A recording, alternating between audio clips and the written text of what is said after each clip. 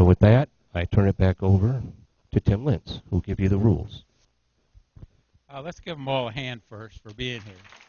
Thank you for running. Thank you. Okay, I want to go through quickly with everybody here so you all know the rules that were followed, the procedures, okay? Not carry signs inside or outside the hall. We will have a table set outside for any literature, gentlemen, that you want to have. The moderator will be the Honorable Judge Nick Kaluka. Cards will be passed out to the audience. Most of you should already have them. To write down questions for the candidates, the judge will decide which questions he will ask. Candidates rotate, take turns, being first to answer the question. Each candidate will have a chance to answer the same question. You will have 2 minutes for an opening statement, 90 seconds to answer the question, 30 seconds for a rebuttal if you are named by another candidate, and 3 minutes for a closing statement.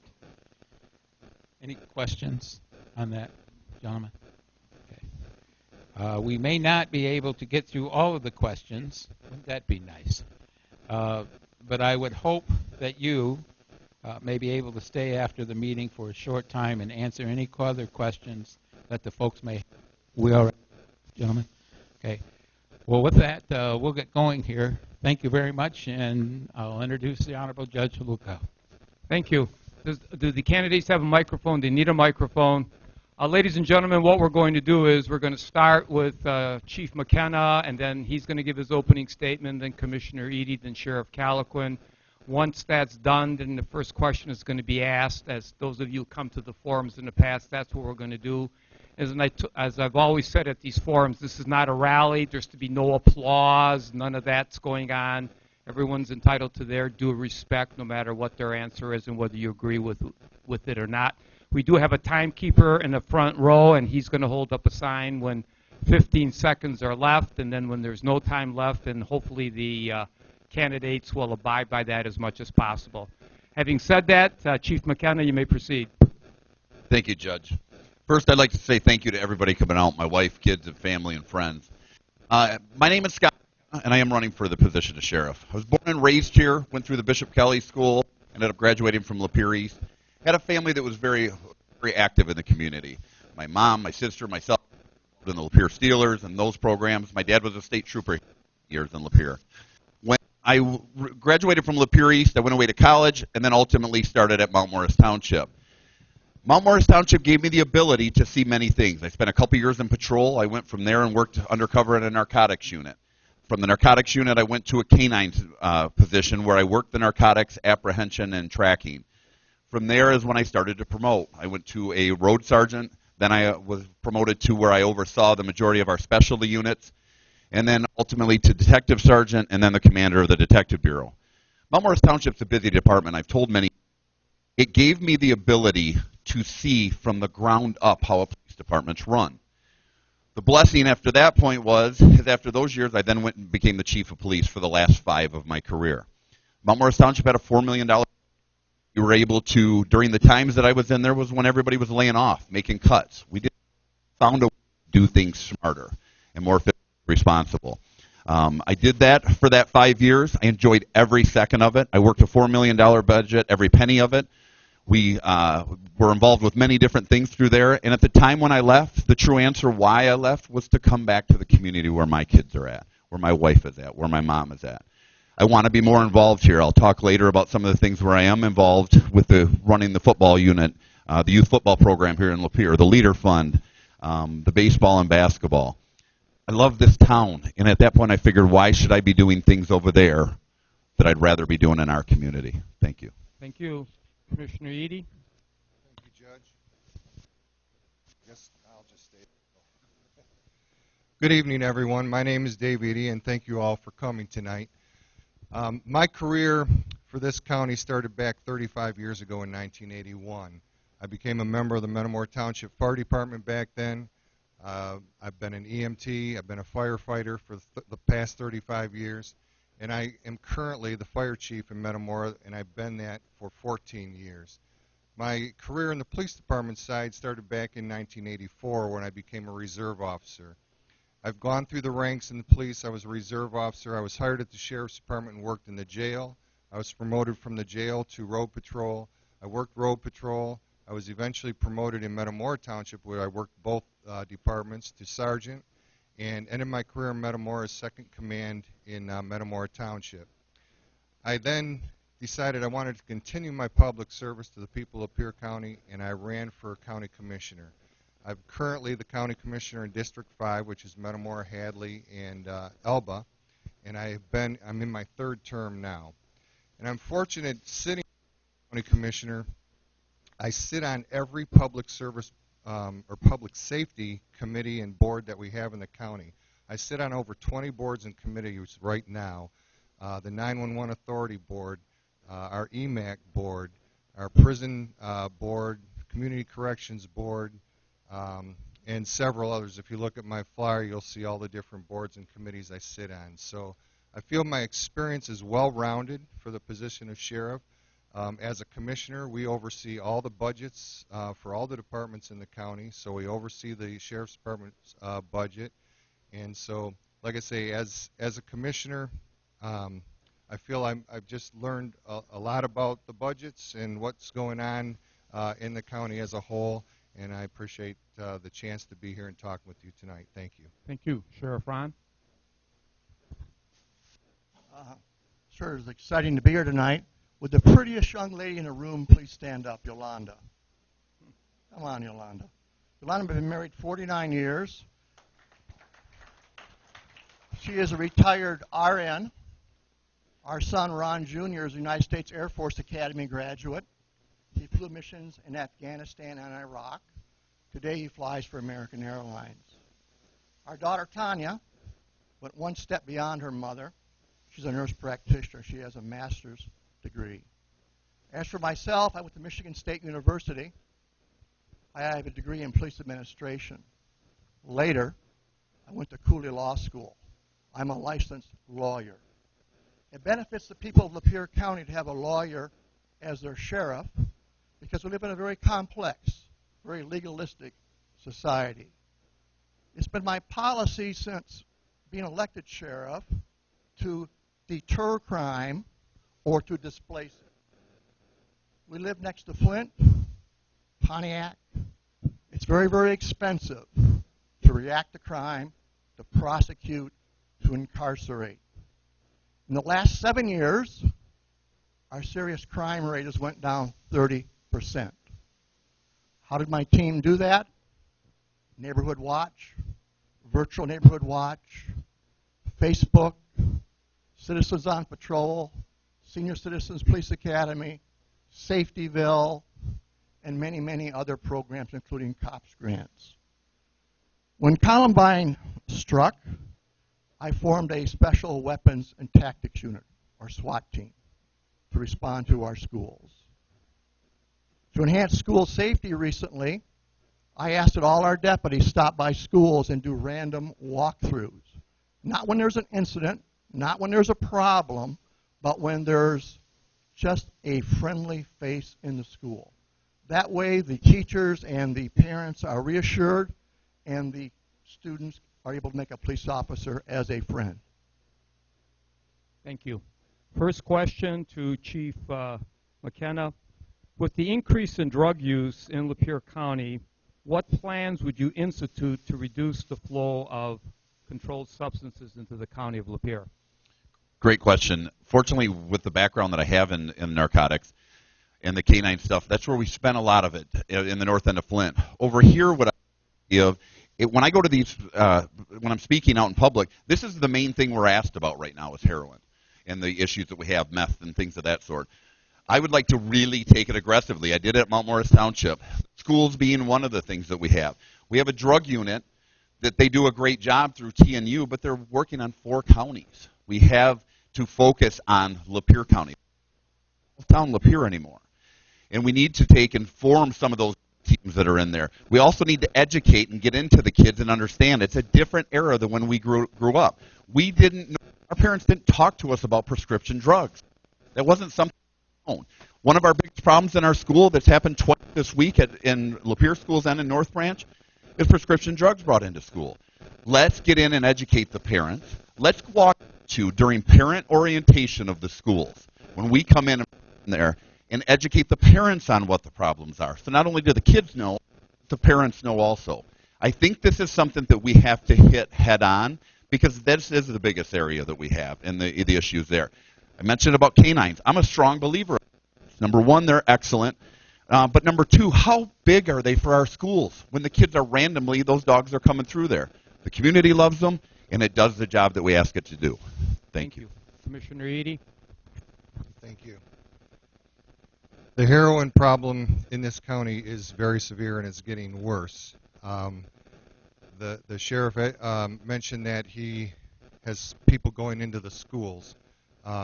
They're stopping by. I wish he'd had them. We ended the DARE program many, many years ago, and I think we need to get back into the schools and do some things that really, really educate these kids on what's going on. I've been going to some of the FAN meetings. It's a Families Against Narcotics, and like Scott said, when we were younger, we weren't talking about heroin and things like that. We're in the gutters, you know, in the seedy parts of town. Unfortunately now, that's our kids, that's our families that are out there that this is happening to because of the prescription drug abuse that's happening. And it's not abuse that a lot of these people wanted to start, you know, recreationally. They may have had a knee surgery or a back surgery and they needed painkillers, and this could be me, my brother, my sister, anybody. It's just this is what's happening with these kind of drugs. I would like to work on, with our new state rep, maybe some legislation that would get the pill manufacturers to make it mandatory where you cannot crush a pill or melt a pill, and that would help with the snorting and injection of that type of medication. Thank you. Again, it's a 90-second answer. Sheriff? Yes, I have a sheriff's deputy assigned to a drug task force in the city of Flint. I ask all my deputies to make as many traffic stops as possible. Don't be writing bummer tickets, but look for drugs, look for guns, look for warrants. I've got two reports right here, one from April 15th, heroin and cocaine. I got another one here, March 6th, just plain heroin. Whenever there's a drug overdose, a death, I look at it with my detectives. We examine the history of that patient. We see if it was medically feasible for that person to have that prescription. If necessary, we refer that investigation to the DEA. The DEA regulates licensed pharmacists and physicians. They're able to see if the medical plan matches the treatment. This last week, deputies went on the road with Narcan. Narcan is a mist that's injected into the nostril when someone has been dying of an opiate overdose. The Narcan will work immediately, bringing the person back to life until paramedics, EMS arrive. Thank you. Next question is starting with Commissioner Eady. It's kind of a couple of different cards. What do you think is the solution for security in the schools? And another one, how can we make our schools safe for our children?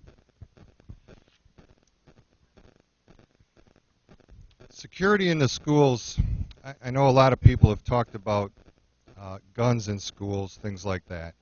I'm not a big fan of guns in schools. I think there's other ways around that. Our administrators possibly, with the direction of maybe sitting down with them and going over pros and cons, some of our administrators may want to carry a weapon. I don't like teachers carrying weapons. I think there's some issues with that. You got teachers that are changing clothes to go to gym. What do they do with a weapon at that time? What was it? I'm sorry, Judge, the second part of that question. Well, it was basically how can we keep our students safe when they're in school? Okay. So that goes on, again, with the, my feelings with weapons in school is not a safe thing. So what we need, I believe, are resource officers, an officer that's in the school more than just a few minutes a day. I have an idea that when we have a contract deputy, we as a county pay 25% towards that deputy. I'll use Mayfield for example. I think we have 3 or 4 elementary schools, four elementary schools in this county, and I'm not going to be able to finish this. We have 4 deputies here contracted, 4 schools. We have 25% of each of those deputies are allowed to be used as county money. I could use one of those deputies in the school. Thank you, Commissioner. Thank you. Best way to stop a bad guy with a gun is a good guy with a gun. You know, there's been some talk about having guns in the school.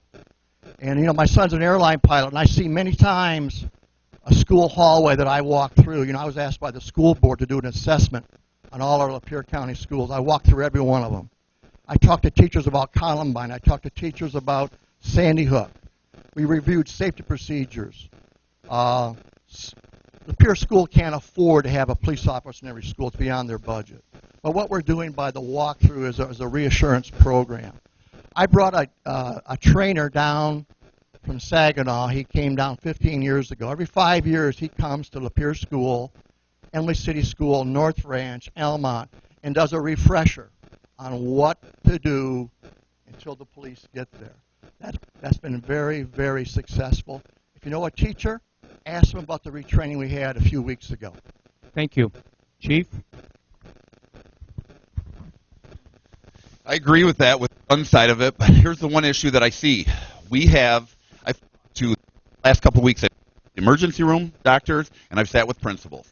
One of the principals said to me, the problem is, and this happens everywhere, I understand it. This isn't a knock on anybody, but the principal said, I'm in the city of Lapeer. From administration there, that during a active shooter, we are supposed to do A.B.D. It's contradicted with the other departments that I speak to. I'm not sure exactly what we're supposed to do. Unfortunately, that's normal in communities. That happens all the time, and we dealt with it in Genesee County, where we basically, all the Chiefs Association came together and said, listen, we have Genesee County, we have the issues that are there, but it's time we start dealing with them. Time that we, and unfortunately, the truth of the matter was, all these chiefs walked into a meeting, and their ego overcame what the safety of the children were. We finally had to check the egos at the door and come up with it so that in the setup for here is that we had one plan, so that no matter if it happened in the city of Lapeer and somebody was coming from Dryden, they know how to handle that. You put that plan together, you train it accordingly, and it's not easy. But we did it in Genesee County, and if it can be done there, I know it can be done here. We then went from that phase of with the law enforcement side, we then went to the administration. We then included them in the training. We then brought parents. We did the community side. Here is what we're going to do to your schools, kids. We then sat down, got everybody on board, and we basically had one set policy countywide that everybody knew and everybody understood that, gosh forbid that actually happens, they knew what they had to refer to. Thank you. Thank you. Next question is starting with Sheriff Ron. What changes, if any, would you like to make out at the county jail? Well, we're currently in the midst of several right now. We have enhanced the control panel on the inmate receiving as well as inmate housing to make it more effective.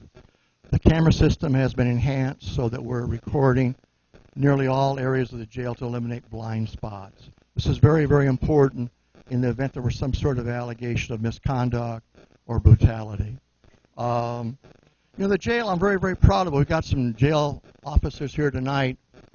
Since we opened that new jail, they've taken in $8.6 million. Let's give the jail officers a big hand. No hands? No. Do an imaginary handshake for me then.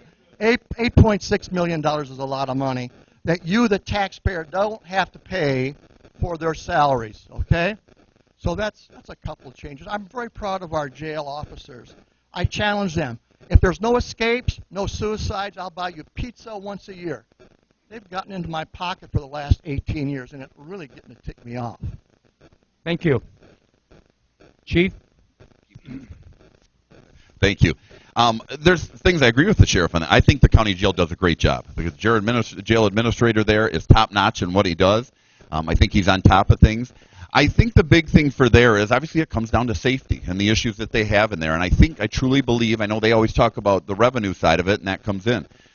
The programs that we have in there, the one things that I like seeing, and I know what happens here, I think if for the jail stuff of a lot of these people that sit in there every day and are there for the 8 months or the year, whatever it may be, is let's, obviously, knowing the ones that we have, is let's get them involved in the community and the things that we need, as in whatever we have to do. If we need the trash picked up alongside, and we do that, I understand. But when we get to these weather, we're trying to do so much more with less in all our townships and our municipalities, is to put them out there and put them to work for the things in our community. I think the other part that a lot of these guys and girls do is what the sheriff said, is the safety part of it. If you see the predicament that those people are in, that it's time anything can happen. And I think we have to make sure, continue to train and get them even more training that they have in there now to make sure that they're safe and they go home to their families every night. Thank you. Commissioner Eady. Thank you. As a county commissioner, I got to agree with the sheriff. We did just go through and do a whole new security system, security cameras, not only in the jail but in the courthouse. It's a top-notch system for the safety of all that work there and employees and even the public that come into the courthouse. I would also like to increase some of the community programs that the prisoners do. Like Scott said, I think he was reading my notes, out picking up garbage, working for our Buildings and Grounds Department, who we as a county are very short-handed, could use some help, maybe shoveling snow, mowing lawns, whatever we could use them for. And also I wouldn't mind starting a Scared Straight program for the kids that might need that. It's something that some other areas in the country use, and I think something like that might work here. Thank you. Thank you. Next question, starting with Chief McKenna. Kind of a general question. Are you aware of how many road patrol officers the county has? Do you think it's adequate? Do we need more? How would you address that issue for county road patrol? Correct. Yeah, at this time for road patrol, they're at the 15, 16 mark and would like to add a couple more. The question as in, could they use more? Yeah, absolutely they could. I think there's a lot of things, especially when we talk about the question that we as a community also have to come to the side of what are we going to start focusing on? Should we, through multiple jurisdictions, put a narcotics team in Lapeer that handles Lapeer County problems and 4 other counties' problems, and that are more than the 4 or 5 guys that do it. They do a great job, but they can't come up to it. If you had the deputies, other people that were out on the street, we would all love to do that. I think that's that we have to discuss as a community. And even when I was over at the township, I did town hall meetings multiple times a year to talk about these things. Because there's a lot of people in the room that say, you know what, I'm upset about this drug problem. I'm upset about the school problem or the things that we have. Then let's talk about that, because we're dealing with issues we didn't deal with for years. We've got to find a way to curb those problems. Let's find a middle way. Can we be more fiscally responsible to try to use some of that? Absolutely. Can try to look at putting more deputies on in a way that we can make the community safer and involve certain jurisdictions. But I think with the community, with the administration, I think there are things we can do to get back into the that we're in now. Thank you. Thank you. Commissioner Eady, please. Well, we have to remember that we have 18 deputies on the road right now that wouldn't be there without contracts in our townships or our villages. So that's a huge help to the entire community. One way that we could improve that without going in, as a county commissioner, I got to go back to, we don't hire anybody else right now unless somebody leaves through attrition. New contracts through different townships, like I say, we spend 25% of that total cost towards the deputy through the town or through the county. So if we had to put more deputies on the road, that's one way we could do it, is through more townships getting contracts with the county.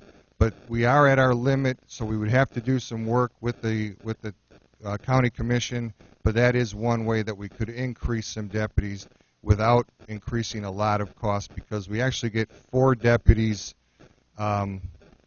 pay by one contract with with a township. So. Thank you. Sheriff Ron?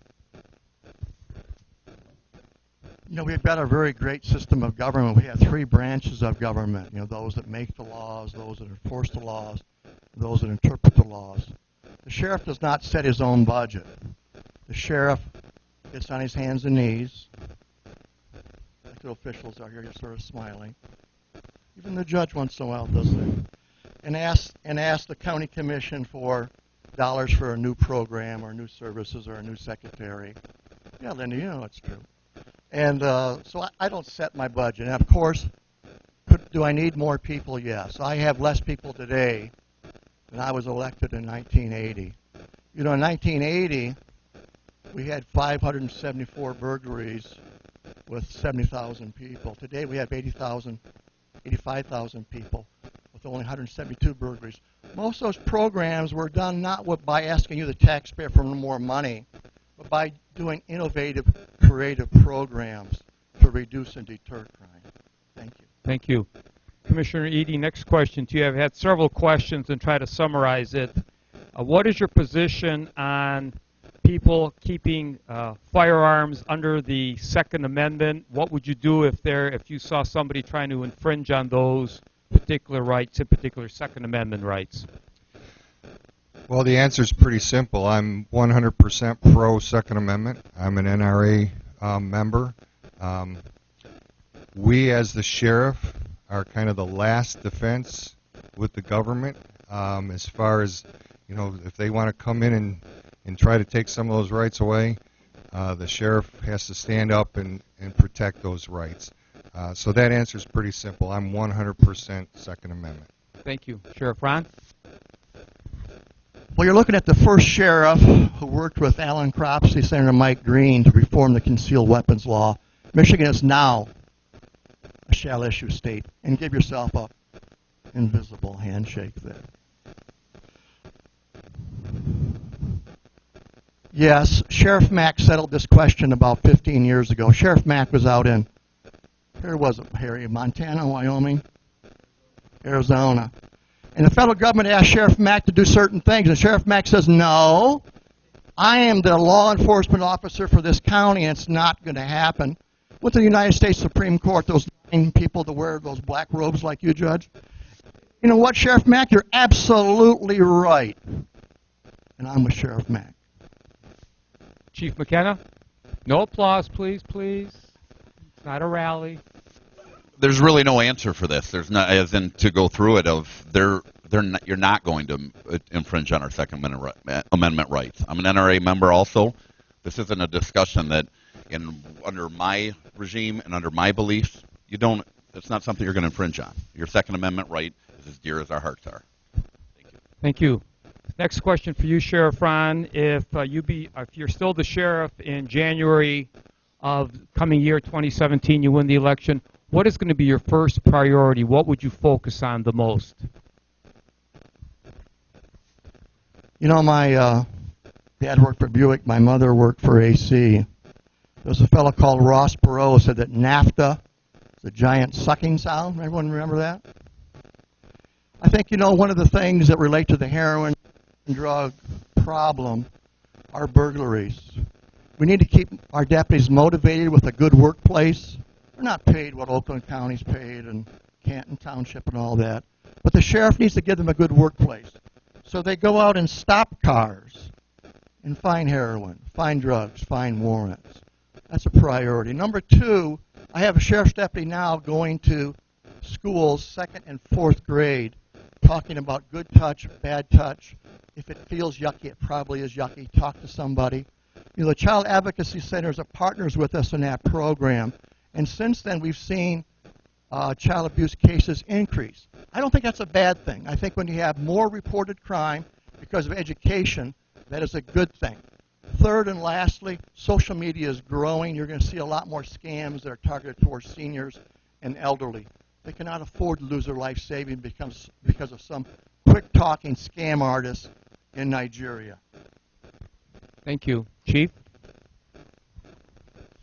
Thank you. I think you're going to hear repetition from each of us in a lot of things. My things are the narcotics, the schools, and the elderly, and I have experience in all of them. When you say about what would I do when I first come in, the first part of that is, and immediately is sitting down with a county employee, hearing from them. What are the things that you like and don't like? How can we improve? Is there a program you talked about that you'd like to implement it that we couldn't do that?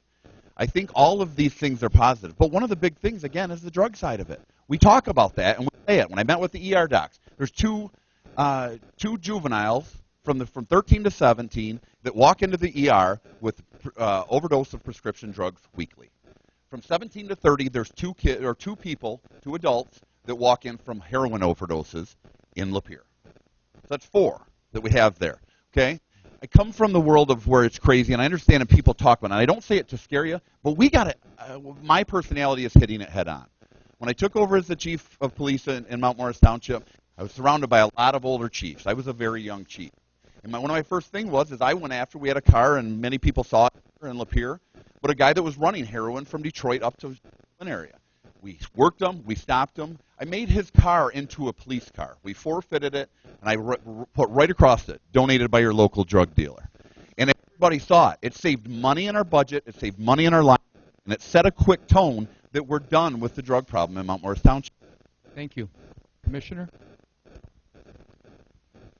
You're right. You are going to hear repetition because my big things are protecting the seniors from fraud and scams, I think, and elder abuse. I think those are a top priority for me. The drugs and the heroin abuse, the opiate abuse, I've been personally affected by some families I know that have a child that's involved in that, no fault of their own other than, like I said, from a surgery that they became dependent on those drugs. And child abuse. Child abuse in this county has risen. I think last year we handled 20 or 25 cases in this county, and I think for a county of our size, that's way too many. So those would be my top priorities. Thank you. Next question to you, Chief McKenna. Again, several are kind of the same. They talk about what if the Obama administration sends refugees into Lapeer County. What position would you take if the Obama administration somehow declares martial law against the citizens? That kind of general tenor. There were like 3 or 4 like that. You take any position on any of those issues? Well, I think it's pretty a broad question. I think in our day and age of when we're talking about this, everybody's scared right now. There's so much going on compared to the times that we have, and it's when we talk about the Second Amendment stuff, we talk about the refugees. There's so much uneasiness through there throughout the country, and the thing about it is, it touches us in Lapeer. It has. We're worried of change and seeing the things, and are we making the right decisions? And a lot of those things, as incoming, I am somebody that is for helping somebody. I've coached 700-800 kids in this town. My wife is the exact same way. My family's the same way. I'm the first person that will give you the shirt off my back. But I also think we have to do things correctly. I'm also a big believer of that there's people sitting in this room right now that are busting their butts and can't pay their bills. So there comes a point, too, where we have to say, are we going to keep helping and helping and helping or keep giving and giving and giving when somebody in our community doesn't have a home tonight or somebody in our community can't eat tonight? Somebody a lot smarter than me will probably figure out that answer. But when I say it is that we have to come together as a community to make those decisions. I worry from the side of what we're doing on a national level is we're so focused everywhere else. What about Lapeer and the people that need help here? Thank you. Commissioner? I have to go back to when we were talking about the Second Amendment also. As a sheriff, just because some suit comes here from Washington doesn't mean I'm going to back down and say, you're going to take away all our rights here in this county. I am also for helping people, but martial law is not going to happen here without us sort of a wall, a fight, whatever we have to do. Thank you. Sheriff? There's probably 2 sides to this coin. I think, if you look at Detroit, it's one of the largest Middle Eastern communities in the United States. And generally, pretty peaceful. If there are people coming from overseas that have actually been persecuted, Christians are persecuted too in the Middle East. And if they have sponsors and if they're vetted, and if they're not going to be a threat to our communities, my mother was from Hungary, my family was from France. We're all immigrants unless we're Chippewa Indians or something. So, you know, of course, all those measures can be overdone. And like the commissioner said, if they were far-reaching and too broad, I have to be with like Sheriff Mack and say, well, I'm sorry, Christian duty only goes this far, and we have to stop. Thank you. Next question to you, Commissioner Eady. In your role as sheriff, do you see any role sheriff can play in protecting the environment here in Lapeer County? Anything you see the deputies doing, the sheriff's department, anything of that nature? Good question. In protecting our environment, maybe the biggest thing is not letting their cars run all the time when they go in and have something to eat, I guess. Eliminate some gases that way. But as far as getting out, like I say, with the prisoners or something and helping clean up along the roadways, things like that, other than helping with the environment, I guess I can't think of anything else right now. Very good. Thank you. Sheriff Ron? Yeah, we do have the jail inmate work crew out every day, as you know, Judge. That's under your auspices there, Community Corrections. But interesting thing happened to me a couple of years ago. I had a gentleman come to my home on a Sunday. Said, sir, can I talk to you and your wife for a minute? And, you know, I'm a politician. I'll talk to anybody. So, but what he was into, he wanted me to sign my farm away for fracking. Basically, it was a fraudulent deal. It was a fraudulent contract. I was indebting my soil, my grandchildren's drinking water forever. And you know, if you live near me, you know that the next 2 or 3 days out at your door, knocking on your door, explaining that this contract was illegal, it was contrary to DNR rules. So I went to the Oregon Township Board and asked them to establish an anti-fracking regulation that would require drill monitoring for safe water, ordinances for noise, ordinances for dust. But it's like a lot of things in government. It takes, you know, 2 years to move the wheel a quarter of an inch, and they're still working on it. But that's how the sheriff can impact the environment. Thank you. Chief McKenna? If you have more questions, please submit them. I'm down to about 3. I agree. I mean, with obviously the things in here, I think it comes into my answer is going to be just on a broader statement. When we talk about the environment and ourselves, I think the biggest thing that all of us sit here and say, and with me with a 12-year-old son and a 9-year-old daughter, whether we're talking about crime or we're talking about heroin or we're talking about the environment, we all have the same fear. It's what kind of world are our kids going to have when they get there? So I think it comes back to, yes, I think that's when we said about the people from the jail out community and the things that to make our town that much nicer. I think it's just the general broad statement of is what the county as into focusing. I am big for when Mount Morris Township had that, we had a whole when I took over, the chief was going to be fired. And I jumped into the community, and that's where my bone was. I wanted to make sure those people, because ultimately, if you don't have your trust, we're not going to be successful as a whole. So when we dove into that is to sit down and go through with every one of them and come together to work on all these topics, including the environment, just to try to make that when we pass this county on to our kids, it's a better place. Thank you. Next question. I've had a couple cards in regards to this, Sheriff Ron, and the question goes to you. And again, I don't know if this is really in your area, but the questions are basically is that apparently Detroit Edison is putting in smart meters, and there's some fear that there may be radiation and other issues. And the person's question, the bottom line is, can they do that? I mean, Detroit Edison. Well, how many in here think that government is corrupt? Unfortunately, big multinational corporations control many of public policies. Yes, you can opt out of the RF meter, and they're going to charge you about $10 a month to read it, plus another $90 for removing it. So it's another example where really citizens like you need to band together and not let big money control government, not let big money make basically our elected officials, not your sheriff, dancing to their tune. Yes, they can do it. I'm not sure what you can do except maybe buy a generator or something like that. If somebody's got a better idea, please let me know, but that's what I understand. Thank you. Chief? Well, with the question, we were at MTA to the meeting with this, and they were there talking about it, and that's basically it. It's something that you're going to pay the money to opt out of it. It's, again, one of those things that's happening in our society, and I think the biggest thing, like the sheriff said, is what can you do?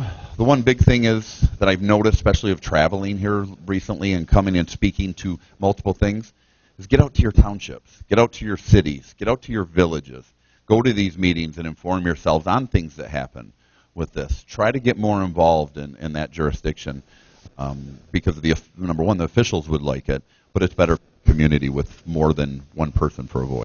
Thank you. Commissioner Eady, please.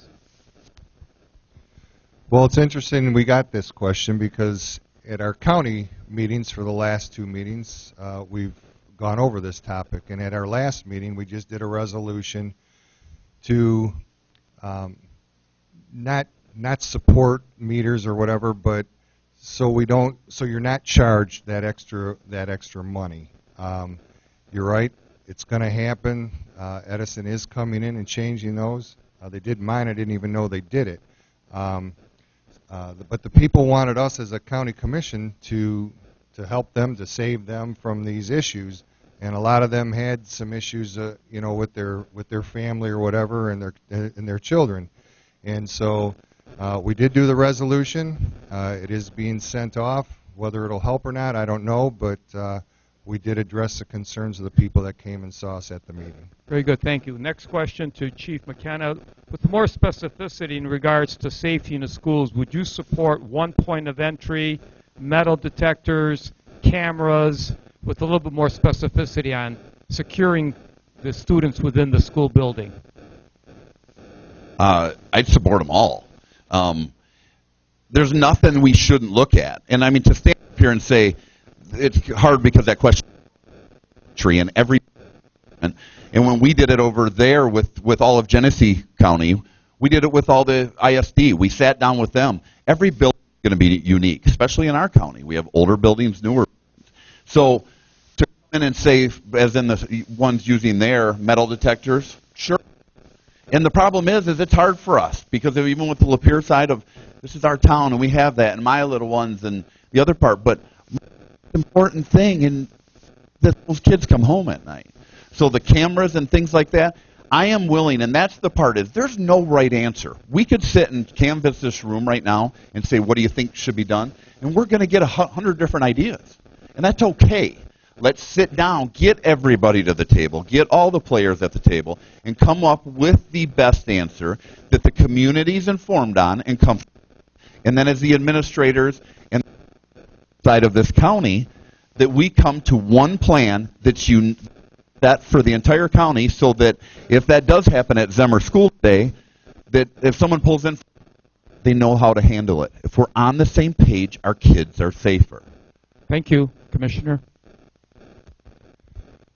I'm in total agreement of one point of entry and scan metal scanners if we had to. I also have been working not only with the schools but with all the different township buildings. I was starting to put a program together for township officials that deal with maybe irate taxpayers or something that come in that want to threaten a township official, so we could do a program also for these people. As Scott said, our kids are number one. We got to make sure that they come home safe, and nothing like what happened in Columbine or any of the other schools happens anywhere around here, or anywhere for that matter, anywhere. So again, one point of entry, maybe with a card or something like that. I have no problems with that whatsoever. Thank you. Sheriff Ron? Yeah, I mentioned earlier, I guess I wasn't very clear. About 15 years ago after Columbine, I brought a school safety fellow, retired state trooper. He ran the SWAT team for the Michigan State Police for about 25 years. His name is Tom Meinsberger. And whether it's Almont, North Branch, Emily City, Lapeer, we have one plan.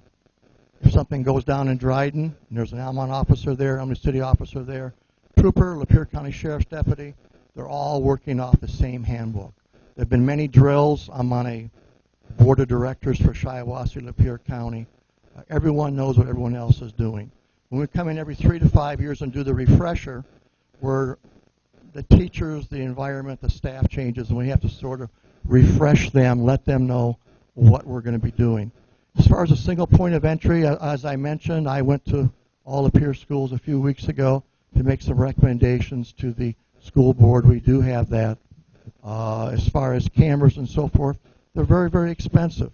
But safety and security is not cheap. It's inconvenient and sometimes expensive. So, I think we're doing the best we can. Some schools can't afford. In Scott's area there in Clio, they have a police officer, a contract police officer with his patrol unit sitting outside the door when kids come in. He stays there all day as a deterrent to any sort of bad guy.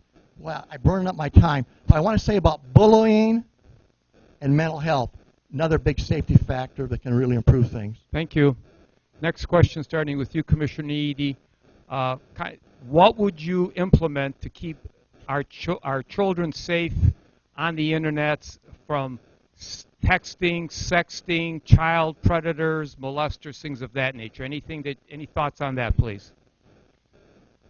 Well, again, education with these kids. I would like to start a program that teaches them the dangers of these different apps. That I've heard of a Kick app. I don't know it personally, but that there's been issues with that, and kids, texting pictures back and forth, things like that.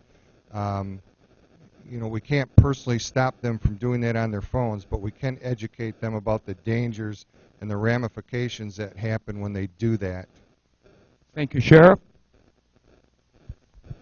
Well, when you're in the home environment and the kids are and that's a parental thing, and as the commissioners have said, and Scott has said, that's a parental focal point for education and watching what your kids do. I told you about my son, an airline pilot, our daughter, a nurse practitioner. My wife was very vigilant who our kids played with. And she'd let them know she didn't maybe like that set of friends. So I think many of those things about that discussion can best be determined by people involved. Did this thing die? Let me show. No, it works. You just got to hold it closer. You got to hold it really There you go. close. Wow. Okay. Anyhow, my wife was the bodyguard for our kids. The government should really be involved in your house and how you teach and train your kids, in my opinion. Thank you. Next question.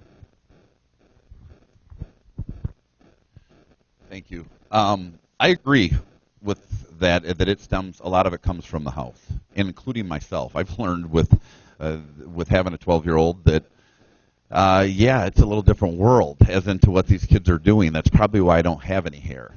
But the truth of the matter is, I agree with that. We say, okay, parents need to do more, but how many people here really understand it? I didn't, and I come from a law enforcement background. When I first took over as the chief of police there, that was one of my weaknesses, and we were getting so many calls. We had 5 school districts in Mount Morris Township, and I had great relationships with each one of them. But this was the biggest thing that came in from every school district, was the social media stuff. So the first thing that we did was we took 2 detectives, one to be the main one, and then as an ancillary person, and we actually sent them out to Washington. We didn't pay anything out of it. There's FBI grants and everything that will pay for this. Social media is the booming thing. And there's schools out there, all of this area where they'll pay for those things. And we sent them out there to be trained in all kinds of things when it came to the social media, to the computers, to the cell phones, and all those other things. Because the truth of the matter was, you might not know. I mean, we get on and we talk to our friends or family, or hey, try this app or that app. But the truth is, we need professional people that know and understand exactly how this is doing. And that's why I would push to have someone in the Sheriff's Department, in the Detective Bureau, that is trained in this manner. Thank you. Next question for you, Sheriff. Could you please explain the concealed carry law for CPL holders, allowing them to open carry in gun-free zones, particular schools, and wouldn't it be better if they were allowed to carry them as concealed within those areas? Yeah, Senator Mike Green's a close friend of mine. I'm on the phone with him probably once every 2 weeks. Senator Green has a statute, a bill that do exactly that. Would allow CPL holders to carry concealed in the school. It's sort of tied up right now down in Wayne County. What amendment he has in the statute would say, if your school has an armed guard in the building with a single point of entry, you can't do that. You can only open and carry. But in areas like Lapeer, if the statute were to pass, then teachers and administrators could carry concealed. Right now, you can carry open in a school, which is a bit bizarre because the principal superintendent is going to call a lockdown, going to stop the school day, everything's going to be chaos. Hopefully, this law can be changed, but it's going to take some time. Things in Miami move like molasses, really, really slow. Thank you. Chief? I would agree it needs to change. The loophole, unfortunately for anybody, and it's completely understandable, the people that are carrying guns, you take a big majority of the people that have the CPLs and open carry stuff, a lot of those are very, very familiar with, a lot of times they're more familiar with weapons than police officers are, truthfully, because they have a passion for it, and I understand that. But even sitting as a firearms instructor and going through all these things over the years, when this came, we saw, I think, we're trying to go in the right directions. We get certain bills passed, certain ideas, and then when they happen, we go, okay, we need to address this. Because the truth of that matter is, that's exactly what happens, is then the school calls, and it becomes completely chaotic. The majority of people aren't trying to do that. They're carrying it for the things that they are going to make sure that their kid's safe and to bear their Second Amendment right. And I think with through the bills and stuff, I think we'll get there. It's just something that we have to continue finding the loopholes in. Thank you. Commissioner Eady, please. Well, a little more repetition because as far as the question goes, but yes, that law is a little controversial. I don't really enjoy seeing people go into a school with a bunch of kids with an open carry. It's different as a police officer. You have a uniform on. The kids understand that. But if I walk in with a T-shirt and jeans with a sidearm on, the kids get a little nervous. And so do the police, quite frankly, because they don't know the intentions with the world we live in right now, unfortunately. We have issues with people, trying to express their Second Amendment rights and their open carry rights out on the street, walking down the road with AK-47s, with somebody with a camera following them, hoping there's some confrontation with the police, which I think is absolutely ridiculous. If you want to prove your point with that open carry, that's not the way to do it, I don't think. And so hopefully with the law that Senator Green is working on, we can get that changed. I have no issue with somebody carrying concealed in a school. You won't even know that person is there, and the kids won't either, and things will be a whole lot easier. Thank you. Well, we've gone through 4 rounds of questions. It's about 8 o'clock now. I know I've got quite a few here that are kind of repeat questions. So what we're going to do now is each candidate has 3 minutes to give a closing statement. So I want to make sure we're all still fresh. So we'll ask Sheriff Ron in reverse order, give a 3-minute closing statement, and at the end of that, we'll give him a round of applause so we can stay and talk as much as we like. I should be reelected because I'm married to Yolanda. I'm the best qualified candidate. I have a 4-year degree in police administration. I'm a licensed attorney. In the last 7 years, crime has went down 30%. I put together a lot of innovative, creative programs that didn't cost you the taxpayer a dime. In my 35 years as sheriff, I have never been over my budget. My inmates have paid me $8.6 million. And they do cleaning up the streets and the sidewalks and doing all those neat things. So it's an honor to be your sheriff. It's an honor to be raised in Lapeer County, go to a one-room schoolhouse, work in a factory, go to night school, go to Michigan State, go to Cooley, and now be your sheriff. It's a tremendous honor. It's a pleasure. Thank you so very much. Thank you. Commissioner?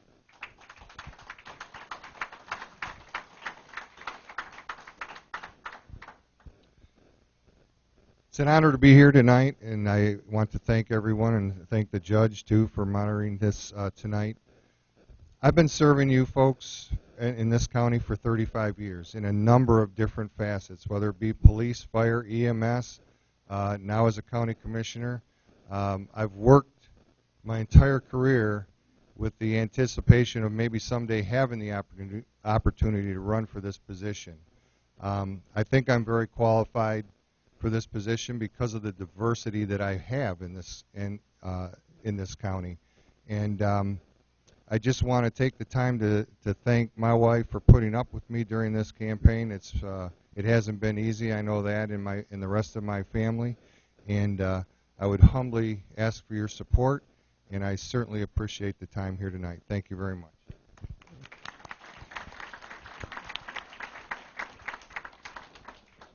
Thank you.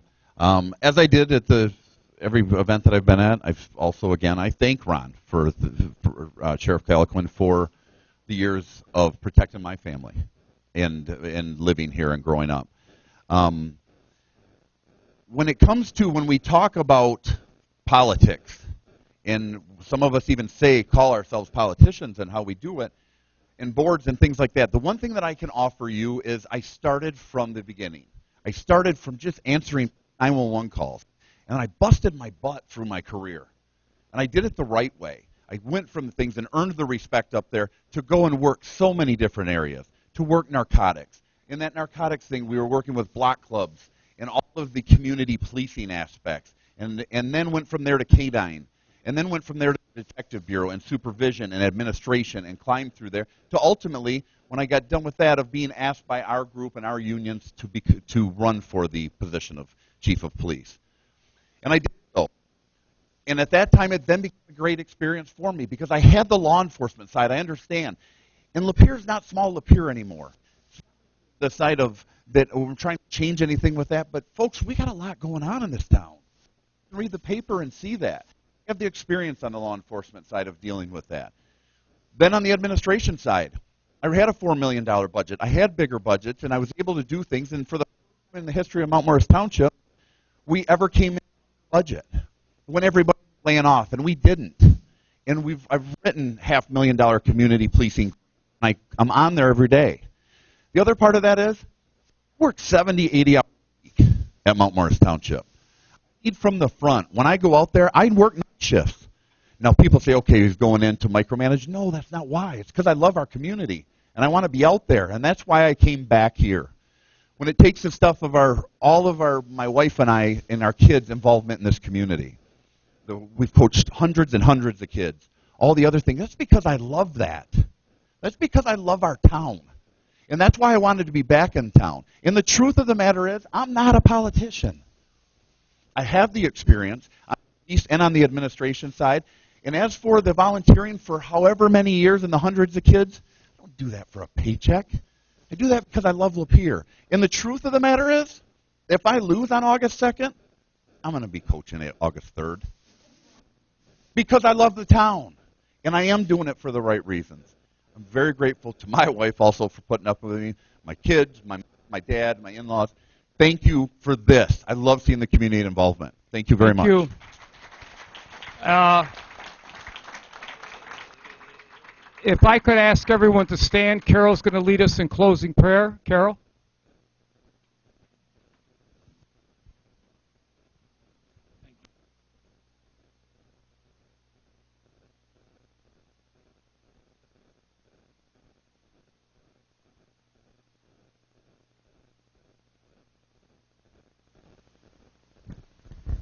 Lord, we leave this meeting with grateful hearts that we can assemble together for this important discussion and leave here well informed to help us with the decision we need to make at election time. Please send your Holy Spirit with each person and family represented here. Keep everyone covered in your safety. Thank you. In Jesus' name.